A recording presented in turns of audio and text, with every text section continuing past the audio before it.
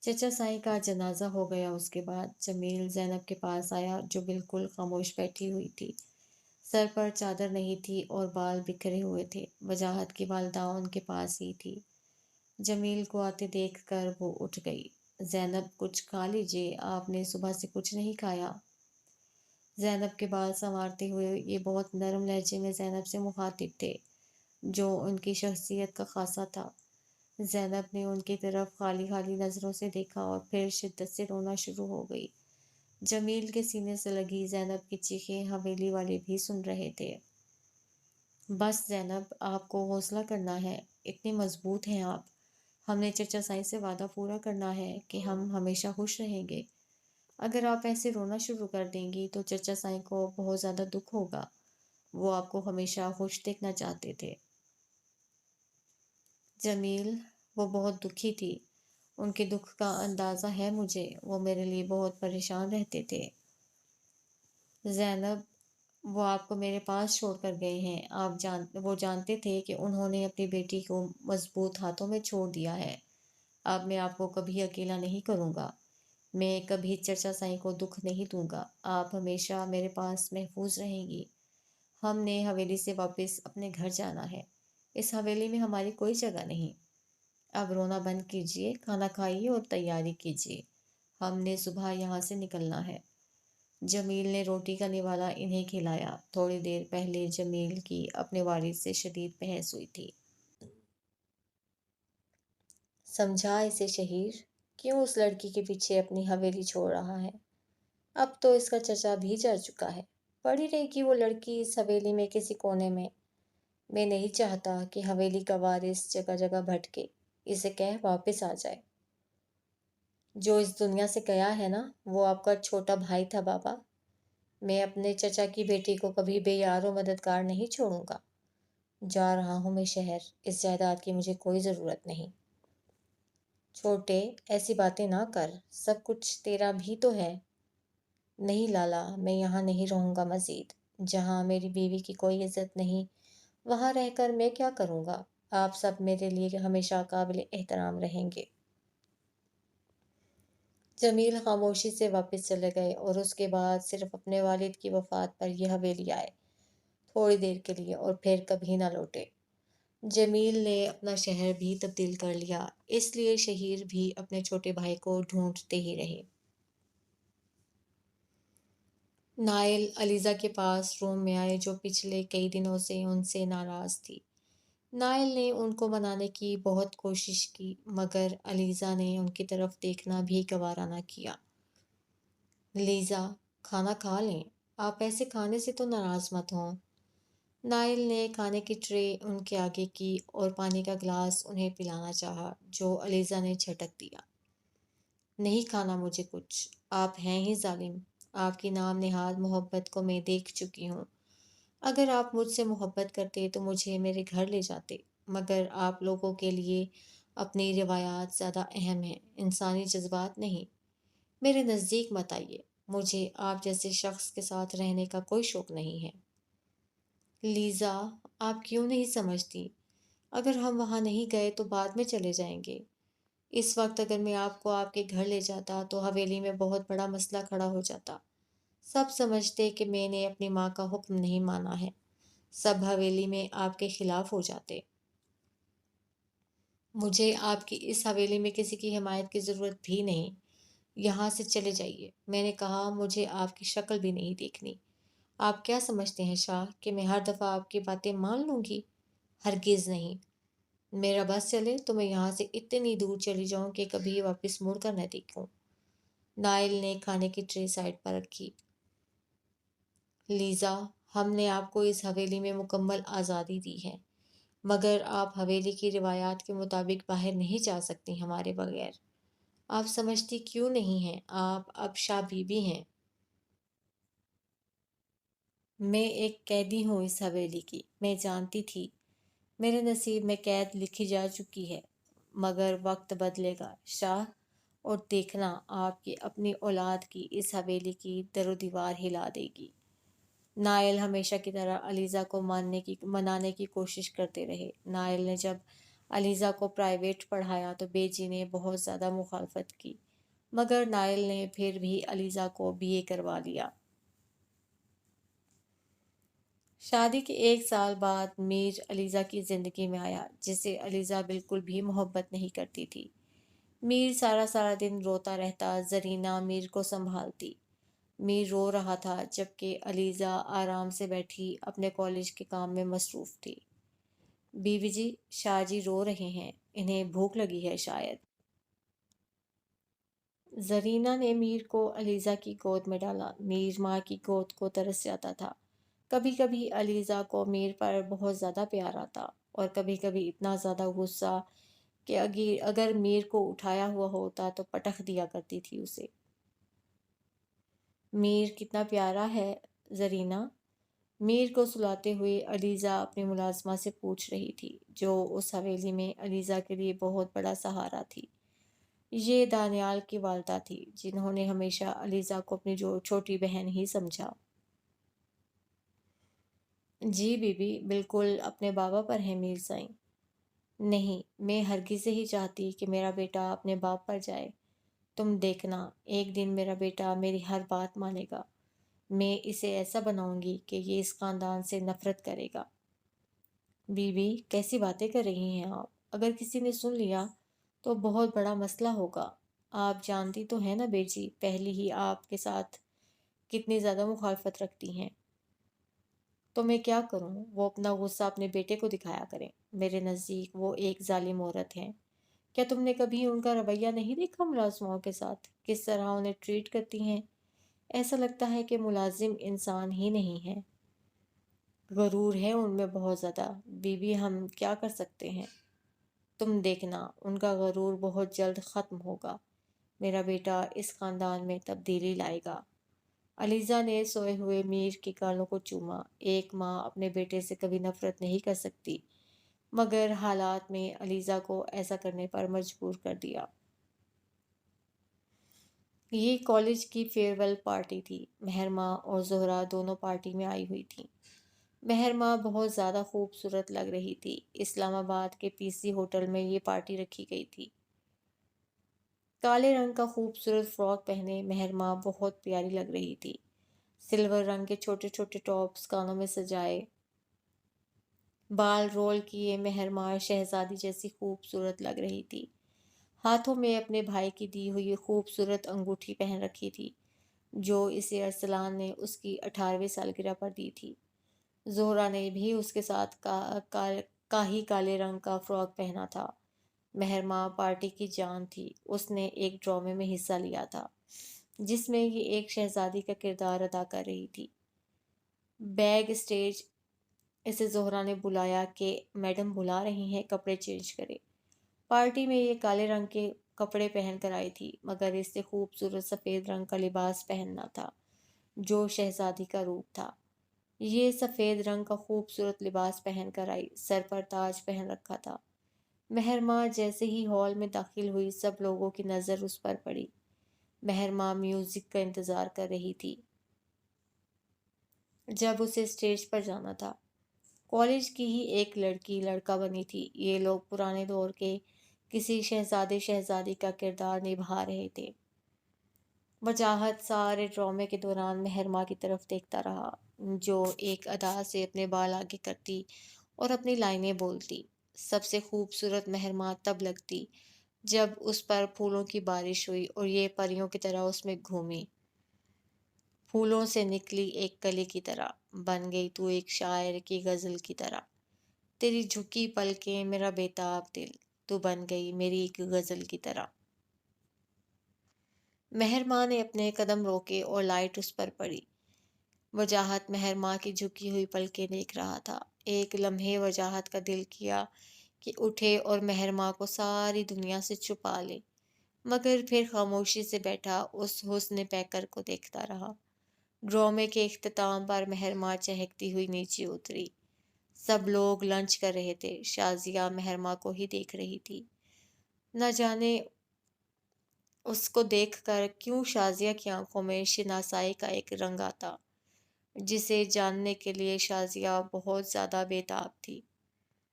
وجاہت اپنے کھانے کی پلیٹ لے کر مہر ماں کے ٹیبل پر آ کر بیٹھا، جہاں شازیہ بھی بیٹھی ہوئی تھی، جس نے مہر ماں کو خود اپنے پاس بلایا تھا۔ وجاہت نے مہر ماں کا پیا ہوا پانی والا گلاس اٹھایا اور اپنے لبوں سے لگایا۔ یہ حرکت شازیہ سے چھپ نہ سکی، جبکہ مہر ماں غصے سے وجاہت کو دیکھنے لگی، پھر خاموشی سے اپنی پلیٹ کی طرف متوجہ ہو گئی۔ مہر ماں، آپ کے بابا جان کہاں سے تعلق رکھتے ہیں؟ شکرپور سے میڈم۔ شازیہ اس کی بات پر چونکی۔ آپ کی فیملی میں اور کوئی ہوتا ہے کیا؟ مطلب ماموں وغیرہ؟ بابا کی طرف سے ہماری 2 پھپھو ہیں، جبکہ ہمارے نانا نانی کا انتقال بچپن میں ہی ہو گیا تھا۔ بس ہماری چھوٹی سی فیملی ہے۔ شازیہ اس کی بات سن کر خاموش ہو گئی۔ مہر ماں کے ہاتھ میں اٹھایا فون بج گیا۔ جی بھیا، ہم فارغ ہیں، آپ لینے آ گئے ہمیں؟ اوکے، میں زہرہ سے کہتی ہوں، آتے ہیں ہم لوگ آپ کے پاس۔ ارسلان کی کال تھی جو زہرہ اور مہر ماں کو لینے آیا تھا۔ میم، میرے بھائی آ گئے ہیں، میں چلتی ہوں۔ مہر ماں نے کھانے کی پلیٹ نیچے رکھی اور زہرہ کی طرف گئی، جو دوسرے ٹیبل پر اپنی کسی سہیلی کے ساتھ بیٹھی تھی۔ وجاہت، مہر ماں مجھے نہ جانے کیوں اپنی اپنی سی لگنے لگ گئی ہے۔ تم جانتے ہو، زینب چچی کی شکل اس سے بہت زیادہ ملتی ہے۔ میری بڑی خواہش ہے کہ مہر ماں کی والدہ سے ملوں۔ میں نے چچا اور چچی کو نہیں دیکھا۔ آپ لوگوں نے ان کی کوئی تصویر بھی تو مجھے نہیں دکھائی۔ اگر دکھائی ہوتی تو میں پہچان جاتا۔ مہر ماں کے والد اور والدہ سے ملا ہوا ہوں میں۔ خیر جو بھی ہے، مجھے مہر ماں بہت عزیز ہے۔ وہ تو میں دیکھ ہی رہی ہوں۔ شازیہ نے ہنستے ہوئے وجاہت کو چھیڑا۔ ارسلان گاڑی سے ٹیک لگا کر کھڑا ہوا تھا۔ زہرہ اور مہر ماں اسے آتے ہوئے دکھائی دی۔ میری شہزادی کتنی پیاری لگ رہی ہے۔ ارسلان نے مہر ماں کو اپنے کندھے کے ساتھ لگایا اور اس کے بال سنوارے۔ ارسلان ہمیشہ ایسے ہی مہر ماں کا خیال رکھتا تھا۔ میں نہیں اچھی لگ رہی کیا ارسلان بھائی؟ زہرہ نے بہت مان سے پوچھا۔ تم بھی بہت اچھی لگ رہی ہو زہرہ۔ آج تم دونوں نے انجوائے کیا کیا؟ جی بھیا، بہت مزہ آیا۔ زہرہ نے مجھے بہت تنگ بھی کیا۔ آپ کو پتہ ہے بھائی، سب کہہ رہے تھے کہ آج تو مہر ماں شہزادی لگ رہی تھی۔ وہ اس لیے کہ مہرو ہے ہی شہزادی۔ چلو گاڑی میں بیٹھو۔ مہر ماں فوراً پیچھے بیٹھ گئی۔ زہرہ، تم آگے بیٹھو آج۔ مہر ماں جانتی تھی کہ زہرہ اس کے بھائی کو پسند کرتی ہے، جبکہ ارسلان کی طرف سے مہر ماں کو کچھ خاص معلوم نہیں ہوا تھا کہ وہ زہرہ کو چاہتا ہے یا نہیں، مگر مہر ماں کی دل سے خواہش تھی کہ زہرہ اس کی بھابھی بنے۔ گاڑی میں مکمل خاموشی تھی۔ مہر ماں کی نظر باہر چلتی سڑک پر تھی، جبکہ زہرہ ارسلان کی طرف تھوڑی دیر بعد نگاہ ڈالتی، جو سنجیدگی سے گاڑی چلا رہا تھا۔ یار کتنی خاموشی ہے نا گاڑی میں، کوئی گانا ہی لگا دیں آپ لوگ۔ مہر ماں نے پیچھے سے آواز لگائی۔ زہرہ نے ٹیپ کا ریموٹ اٹھانا چاہا، اسی لمحے ارسلان نے بھی ریموٹ پر ہاتھ رکھ لیا۔ زہرہ نے فوراً سے ہاتھ ہٹایا۔ مہر ماں اپنے بھائی کے چہرے پر سنجیدگی دیکھ رہی تھی، پھر زہرہ کا چہرہ دیکھا۔ گاڑی میں خاموشی ہوئی تو مہر ماں خود ہی پچھلی سیٹ سے آگے ہوئی اور ریموٹ لے کر گانا لگایا، جو زہرہ اور ارسلان کی حالت پر بہت سوٹ کر رہا تھا۔ زہرہ باہر دیکھنے لگ گئی۔ ان دونوں کا کچھ نہیں ہو سکتا، خود ہی کچھ کرنا ہوگا مجھے۔ مہر ماں پیچھے غصے سے سوچنے لگ گئی۔ گھر کے پاس گاڑی رکی تو مہر ماں فوراً سے دروازہ کھول کر اندر بھاگی۔ زہرہ گاڑی کا دروازہ کھولنے والی تھی جب ارسلان نے بہت آرام سے بات کی۔ زہرہ، تم مجھے بہت زیادہ اچھی لگتی ہو، مگر میری تربیت ایسی ہے کہ میں شادی سے پہلے کسی کو تعلق کو بہت زیادہ برا سمجھتا ہوں۔ جب میں تمہارے گھر اپنا رشتہ بھیجوں گا اور ہمارا نکاح ہو جائے گا تو اس دن میں تم سے اپنی محبت کا اظہار کروں گا۔ میں تمہارے علاوہ کسی لڑکی سے شادی نہیں کروں گا، اسی لیے اداس ہونے کی ضرورت نہیں۔ ارسلان نے یہ بات بہت دھیمے انداز میں کہی۔ زہرہ فوراً سے گاڑی سے اتر گئی۔ زہرا کو فخر تھا کہ اس کی محبت اسے آنکھ اٹھا کر نہیں دیکھتی، اگر دیکھے بھی تو بہت احترام کی نگاہ سے۔ مہرماں شور مچاتی گھر میں داخل ہوئی۔ جمیل آج آفس سے جلدی آ گئے تھے۔ زینب بیگم کچن میں کھڑی کھانا بنا رہی تھی۔ مہرماں جیسے ہی جمیل کے سامنے آئی، انہیں لگا شیزہ آ گئی، ان کے بھائی کی بڑی بیٹی جو بہت سال پہلے ایک آگ میں جل کر مر گئی تھی۔ بابا، آج جلدی آ گئے آپ؟ مہرماں جمیل کے ساتھ صوفے پر بیٹھتے ہوئے چہک کر بولی، میری بیٹی کتنی پیاری لگ رہی ہے، آج تو تم نے مجھے پرانا وقت یاد دلا دیا۔ کون سا وقت بابا؟ کچھ نہیں بیٹا، آپ جاؤ جلدی سے کپڑے بدل کر آؤ، پھر بھائی کے ساتھ زہرا کی طرف جانا۔ زہرا کے والد کی طبیعت ٹھیک نہیں، انہیں دیکھ آنا، میں صبح ہو آیا ہوں۔ اوکے بابا، میں آتی ہوں۔ مہرماں اچھلتی ہوئی اپنے کمرے میں گھسی۔ ارسلان بھی اپنے روم میں چلا گیا۔ زینب چائے لے کر آئی۔ زینب، اگر ہم حویلی نہ چھوڑتے تو ہماری بیٹی کی شادی بھی شاہوں میں کر دی جاتی۔ تم جانتی ہو، آج میں اپنی بیٹی کو دیکھتا ہوں تو بہت زیادہ خوش ہوتا ہوں کہ ہم نے وہ حویلی چھوڑ کر بہت اچھا کیا۔ کب تک اپنے رشتوں سے دور رہیں گے جمیل؟ اپنی ماں سے کسی دن ملنے جائیں گے نا آپ؟ شہیر بھائی آپ کو کتنا یاد کرتے تھے۔ وقت بدل گیا ہے زینب، اب ہم بہت زیادہ آگے آ گئے ہیں۔ نہیں جمیل، وقت نہیں بدلا، ہم ایک نہ ایک دن تو اپنوں سے ملیں گے ہی۔ خیر، میں آپ کی بیٹی کو دیکھ لوں، مجھے آوازیں لگا رہی ہے، ضرور کچھ کھو گیا ہوگا۔ زینب بیگم اٹھ گئی جبکہ جمیل ماضی کے بہت سارے اوراق کھول کر بیٹھ گئے۔ مہرو اسٹاف روم میں آئی تو اسے کسی گڑبڑ کا احساس ہوا۔ پورا اسٹاف روم خالی پڑا تھا۔ آ جاؤ میری جان، بہت انتظار کرواتی ہو تم۔ وجاہت مہرو کے سامنے نمودار ہوا۔ مہرو کا ننھا سا دل کانپ گیا۔ آج زہرا اس کے ساتھ نہیں تھی۔ امتحانات کی تیاری کے لیے بہت سے بچے کالج نہیں آ رہے تھے۔ زہرا نے بھی آج چھٹی کی تھی، اسی خاطر مہرو آج اکیلی تھی۔ شرم آنی چاہیے آپ کو سر، میں آپ کی بہت عزت کرتی ہوں، آپ کی بہنوں جیسی ہوں میں، اس قسم کی اوچھی حرکتیں کرتے کہ آپ کو ذرا سی بھی شرم نہیں آتی۔ وجاہت اس کی بات پر زور سے ہنسا اور پھر ہاتھ بڑھا کر مہرو کے چہرے پر آئی ہوئی بالوں کی لٹ پیچھے کرتے ہوئے بولا، اتنا مکمل نہیں ہونا چاہیے کسی انسان کو کہ دوسرا بندہ دل ہی ہار بیٹھے۔ اف، تمہاری ہر ایک ادا پہ مرتے ہیں ہم جانا۔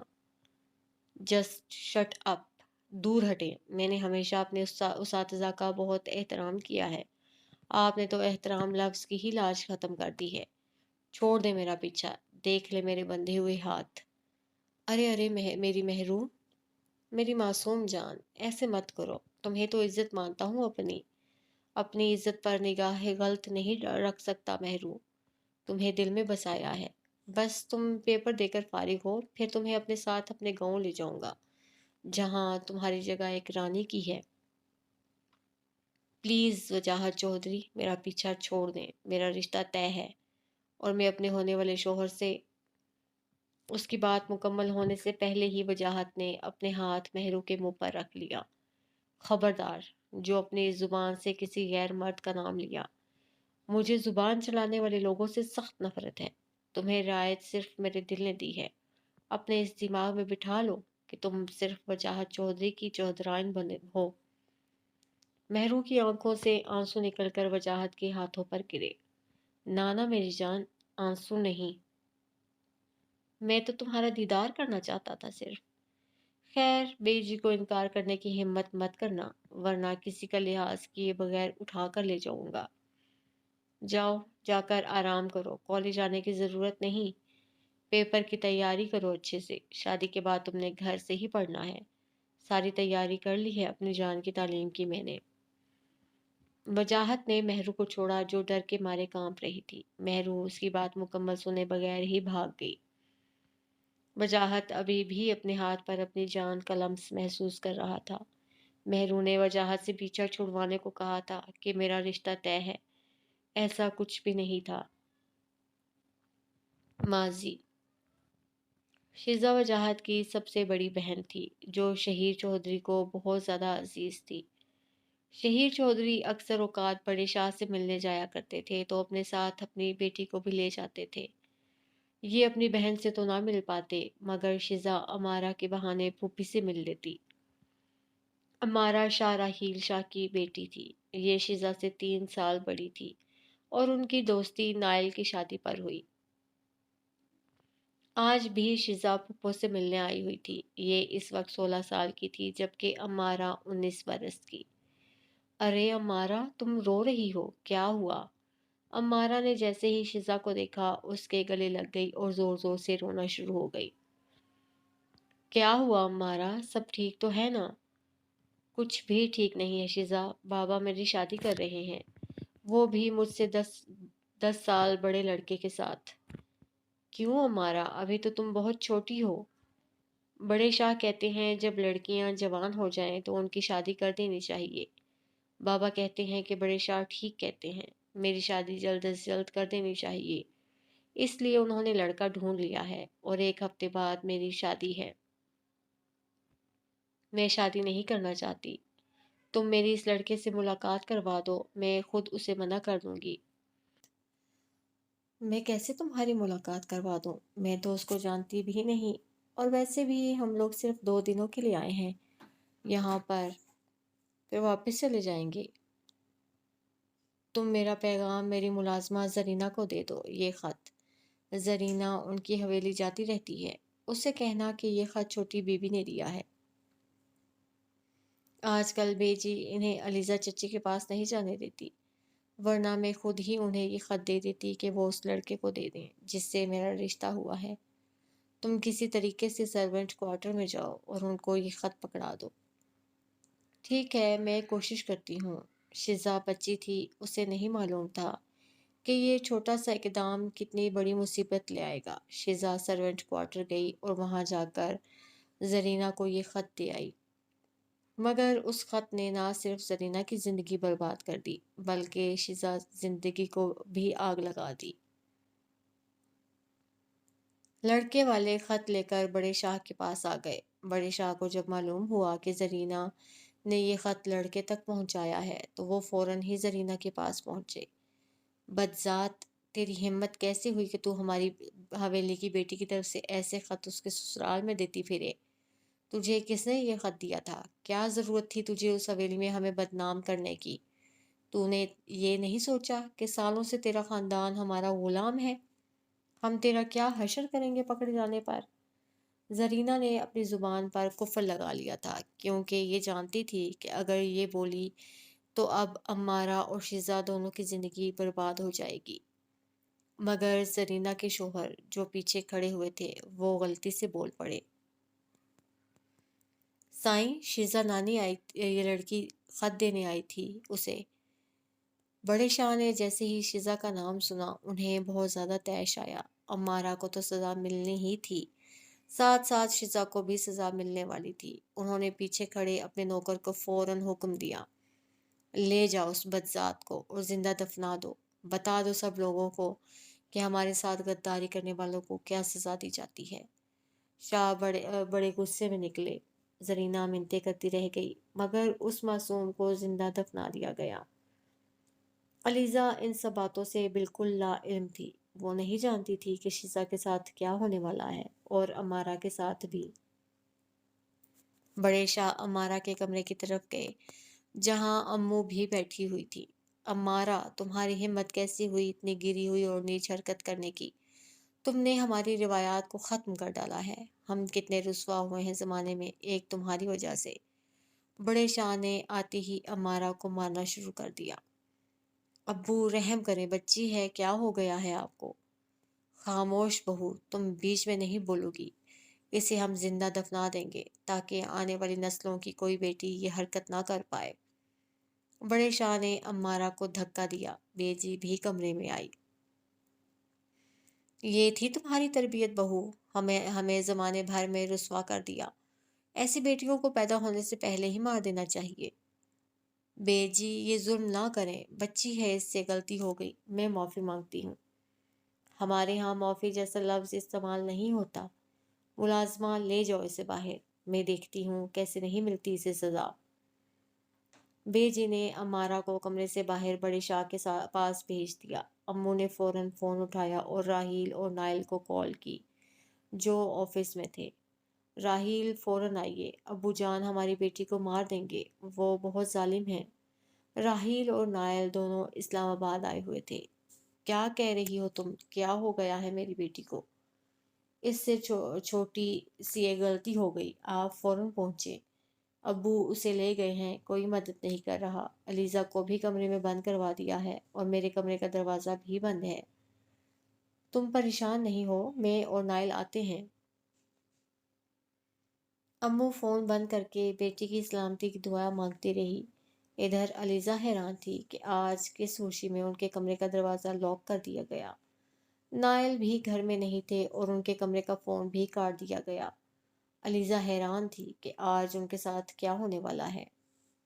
بڑے شاہ نے اپنے غرور میں معصوم امارہ کو زندہ دفنا دیا۔ اس لمحے ان کے ساتھ ہی بیجی کھڑی تھی جو کچھ بھی نہ بولی۔ بڑے شاہ کا دل یہ سب کرتے ہرگز نہ کانپا۔ ہمارے خاندان کی عزت خاک میں ملانے والوں کا یہی انجام ہوتا ہے۔ بڑے شاہ قبر کے پاس سے ہٹ گئے جہاں سے چیخوں کی آواز آ رہی تھی۔ بیجی کی آنکھ سے آنسو گرا مگر یہ آنسو صاف کر کے اپنے شوہر کے پیچھے چل دی۔ پاس ہی ملازم کھڑا تھا۔ کوئی پوچھے تو کہنا کہ حویلی کے پچھلے حصے میں آگ لگی جہاں امارہ بی بی اور شیزا گئے ہوئے تھے۔ زرینہ ان کے ساتھ تھی۔ کمرے میں آگ لگ گئی اور ہم دیر سے پہنچے اور سب کو بچا نہ پائے۔ بڑے شاہ شطرنج کے کھلاڑی تھے، یہ نہیں چاہتے تھے کہ ان پر الزام آئے کہ انہوں نے کسی کو زندہ دفنایا ہے۔ ان کے مطابق کام بھی ہو گیا تھا اور کسی کو معلوم بھی نہیں ہوا۔ چودھری شہیر کو کام سے بھیج کر ان کی بیٹی کو زندہ جلا دیا گیا۔ سب کے سامنے یہی ظاہر ہو رہا تھا کہ آگ لگ گئی ہے حویلی میں۔ امو کے کمرے کا دروازہ کھلا۔ امو بھاگتی باہر آئیں اور ان کے پیچھے ہی علیزہ کے کمرے کا بھی دروازہ کھول دیا گیا۔ بی بی جی، حویلی میں بہت بڑی آگ لگی ہے، چھوٹے سائیں بھی بے ہوش ہو گئے ہیں، امارہ بی بی بھی اندر ہی ہیں۔ امارہ کی لاش کو زندہ دفنانے کے بعد نکال لیا گیا اور ایسا ہی زرینہ کے ساتھ ہوا۔ ان کو شیزا کے ساتھ ہی جلنے کے لیے کمرے میں چھوڑ دیا گیا۔ امو اور علیزہ حویلی کے پچھلے حصے میں گئی جہاں سب ختم ہو گیا تھا۔ میری بچی، امارہ کی جلی ہوئی لاش کو ملازم باہر لا رہے تھے۔ امو امارہ کے پاس آتے ہی دھاڑے مار مار کر رونے لگی۔ میر کو علیزہ نے اٹھایا جو ڈر کے مارے کانپ رہا تھا۔ ایک اور لاش نکلی۔ نائدہ چیخی، علیزہ بی بی، آپ کی بھتیجی! علیزہ کے ہاتھ میں اٹھایا میر گرنے والا تھا جب نائدہ نے اسے تھام لیا۔ شیزا، شیزا میری جان! علیزہ شیزا کا جلا ہوا چہرہ دیکھ کر سکتے میں چلی گئی۔ زرینہ کی لاش بھی نکلی۔ حویلی میں کوہرام مچ گیا۔ چودھری حویلی والوں کو بھی خبر دے دی گئی کہ ان کی بڑی بیٹی انتقال کر گئی ہے۔ حویلی میں آگ لگی جس میں نہ صرف شاہ حویلی کی بیٹی، ایک نوکر جبکہ چودھری خاندان کی بیٹی بھی ہلاک ہو گئی۔ شہیر کو تو سمجھ نہیں آ رہی تھی کہ کیا ہوا ہے۔ اپنی بیٹی کو صحیح سلامت یہ شاہ حویلی چھوڑ کر گئے تھے اور اس کے ساتھ کیا ہو گیا۔ راہیل جب نائل کے ساتھ حویلی پہنچے تو ان کی اکلوتی بیٹی کفن میں لپٹی ہوئی تھی۔ پاس ہی شیزا کی میت بھی رکھی گئی تھی جس کا جنازہ بھی بڑے شاہ کے حکم پر شاہ حویلی سے ہی اٹھنا تھا۔ راہیل نے اپنی بیوی کو بیٹی کی جلی ہوئی میت کے پاس خاموش دیکھا۔ علیزہ بھی میر کو سینے سے لگائے بالکل خاموش تھی۔ راہیل اور نائل کو سب سمجھ آ گیا مگر موقع دیکھ کر یہ خاموش ہو گئے۔ نہ جانے کب ان دو بدقسمت لڑکیوں کی میت اس حویلی سے اٹھی اور نہ ختم ہونے والے نشان ہمیشہ کو چھوڑ گئی۔ چودھری حویلی والوں کو بڑے شاہ پر بہت زیادہ اعتماد تھا اور دوسرا بڑے چودھری جو وجاہت کے داتا تھے، انہیں بڑے شاہ نے اپنے قابو میں کر لیا کہ آگ لگی ہے، ہمارا بھی نقصان ہوا ہے اور تمہارا بھی۔ اس لیے یہ بات زیادہ آگے نہیں بڑھی اور وہ لوگ اپنی بیٹی کو دفنا کر واپس چلے گئے۔ امو کے پاس راہیل آ کر بیٹھے۔ راہیل کی آنکھیں بالکل خالی تھیں۔ अम्मू को लेकर राहील बाहर आए जहां अलीजा कोने में बैठी हुई थी और गोद में बीमार मीर को उठा रखा था। बड़े शाह अपने गरूर में अपनी कुर्सी पर बैठे थे जब अम्मू बड़े शाह के पास गई और जोर जोर से बोलना शुरू हो गई। मिल गया आपको सुकून बड़े शाह, मेरी बेटी को कब्र में पहुंचाकर खुश हैं आप? बहू, ये क्या बोल रही हो? सब जानते हैं कि ये एक हादसा था। बाबा, आप ऐसा कैसे कर सकते हैं मेरे साथ? अम्मारा मेरी इकलौती औलाद थी। बंद करो अपनी बकवास। तुम राहील इस औरत पर यकीन कर रहे हो? तुम अम्मारा को क्यों मारेंगे हम? मैं माँ हूँ, अपनी बेटी की चीखें खुद सुनी हैं। ये औरत पागल हो गई है कोई सबूत तुम्हारे पास? जाओ ले आओ, हम मानेंगे। और अगर सबूत मिल गया तो क्या आपको भी ऐसे ही जिंदा जलाकर मारा जाएगा? बड़े शाह। ये बोलने वाली अलीजा थी जो फर्श से उठी और अपने बेटे को उनके सामने लाई। क्या बकवास है ये? मेरे नौकर गवाह हैं। जब हम पहुंचे तो आग बहुत ज्यादा फैल गई थी और लड़कियां जल गई थीं। नहीं, ये सच नहीं है बड़े साईं, आपका पोता सब जानता है। नहीं मामा, मैं कुछ नहीं बोलूंगा, दादा मार देंगे। मीर माँ की टांगों से चिपक गया। नायल ने आगे बढ़कर उसे उठाया। आप झूठ बोलते हैं बाबा, मेरी बेटी के कातिल हैं आप। राहील चीख कर बोले। आवाज बंद करो अपनी। तुम्हारी इतनी जुर्रत कि मेरे सामने बोलो? जिस दिन सबूत ले आए हम खुद को आग लगा लेंगे। इस बच्चे की बातों पर कौन यकीन करता है? वक्त अपना काम दिखा जाता है बड़े शाह। आप भी इंतजार करें।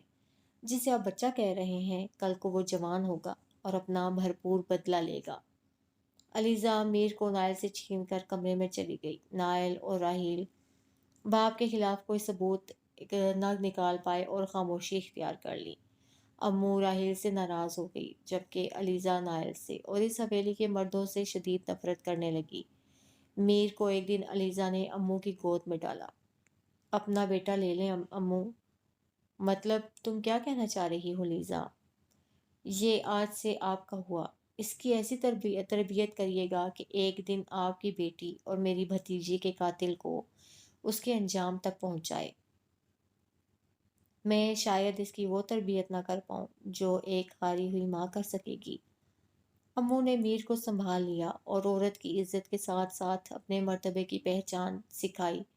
और अलीजा ने सच कहा था, एक टूटी हुई माँ ने एक शाहकार बनाया था जिस पर ये दोनों माएँ कुल फख्र करती। मीर और आन दोनों आज बहुत अरसे बाद घूमने आए हुए थे। मीर को यूनिवर्सिटी से छुट्टियां थीं, जिसकी वजह से ये आन को अपने साथ सवात लाया था। आन की तो खुशी की इंतहा नहीं थी। पूरे रास्ते आन ने मीर को बहुत ज़्यादा तंग किया था और मीर खामोशी से अपनी लाडली बीवी की बातें सुनता रहा था। मीर, मुझे ना वो जो सामने छल्ली बन रही है वो खानी है। आन ने ड्राइवर से कहकर गाड़ी रुकवाई।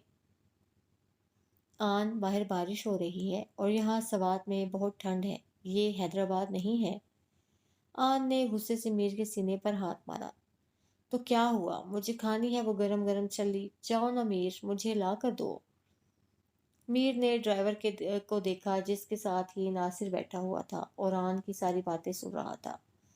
नासिर, जाओ अपनी बीवी की फरमाइश पूरी करो।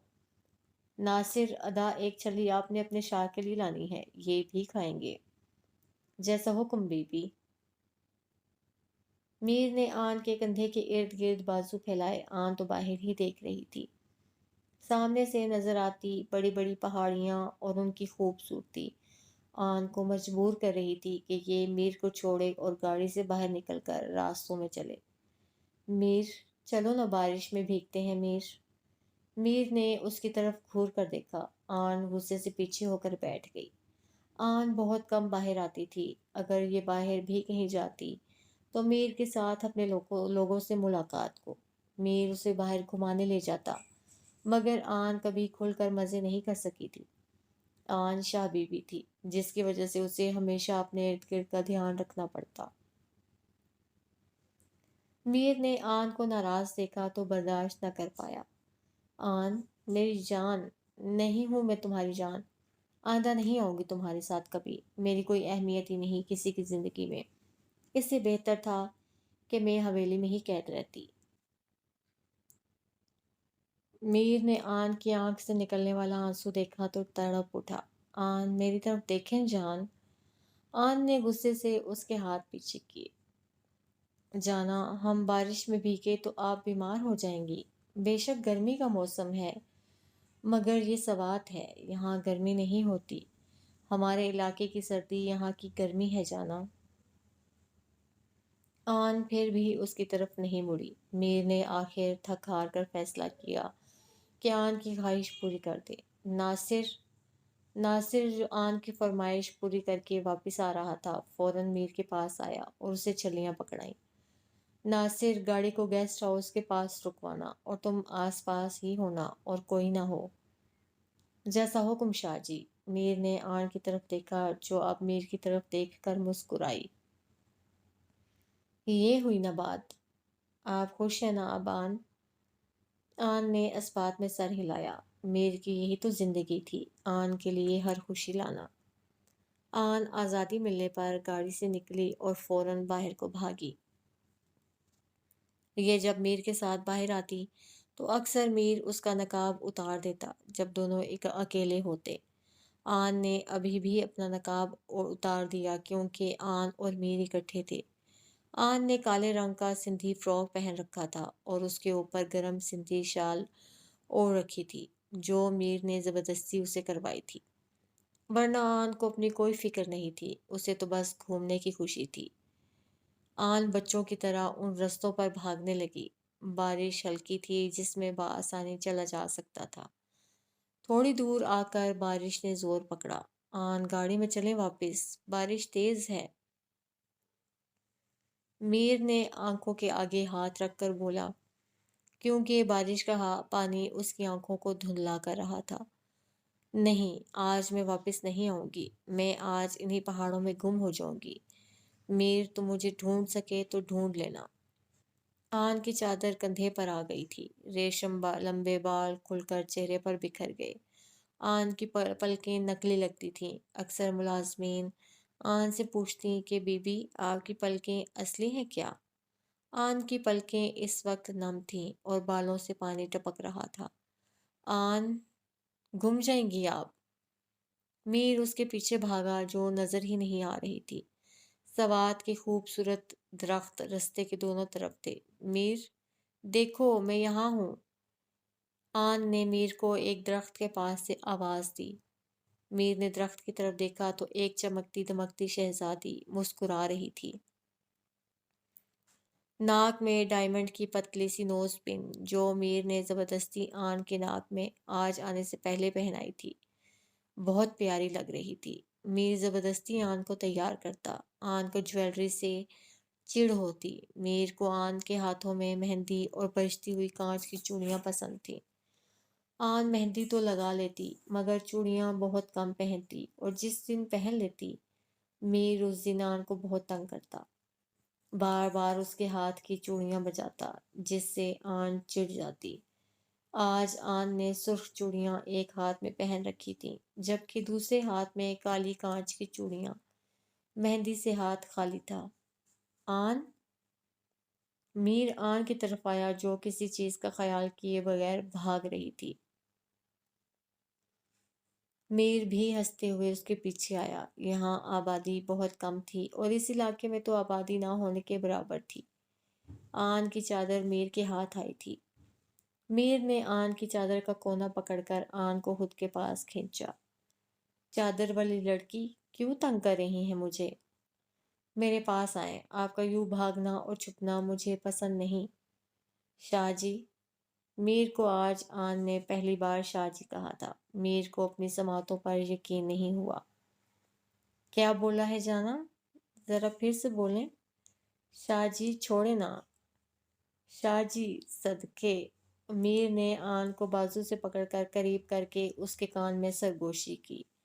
میر اب 6 فٹ 2 انچ کا ہو چکا تھا۔ جیسے جیسے یہ 21 سال کی عمر تک جا رہا تھا یہ پہلے والا میر لگنا بند ہو گیا تھا۔